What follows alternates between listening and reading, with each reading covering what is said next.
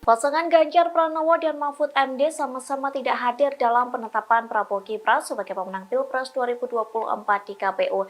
Namun ada perbedaan terkait alasan ketidakhadiran Ganjar dan Mahfud. Ganjar pun bersantai berada di Yogyakarta, sementara Mahfud mengaku menyesal. Dikutip dari Tribunnews.com, Ganjar memilih berolahraga sepeda berkeliling rumahnya pada Rabu 24 April sekira pukul 8.20 waktu Indonesia Barat.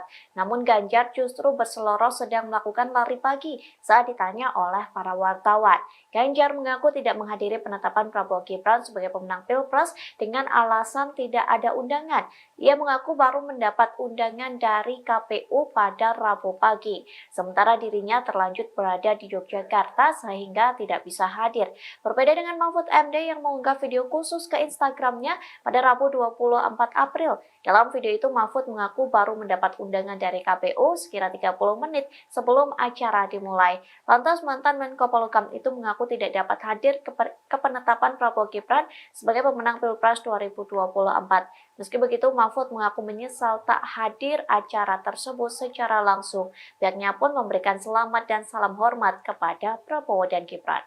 Ya, ini banyak yang bertanya kok Pak Mahfud tidak hadir di KPU saat rapat penetapan presiden dan wakil presiden terpilih. Ya, saya menyesal juga tidak bisa hadir, tetapi saya tidak tahu kalau ada undangan. Baru setengah jam sebelum acara dimulai itu ada pemberitahuan lewat telepon, ini Bapak ke KPU enggak, ada apa, saya bilang.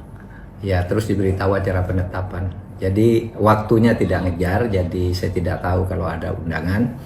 Meski begitu tidak mengurangi rasa hormat saya mengucapkan selamat kepada Pak Prabowo dan Mas Gibran yang telah ditetapkan sebagai presiden dan wakil presiden periode 2024 sampai 2029. Selamat bertugas. Download Tribun X sekarang, menghadirkan lokal menjadi Indonesia.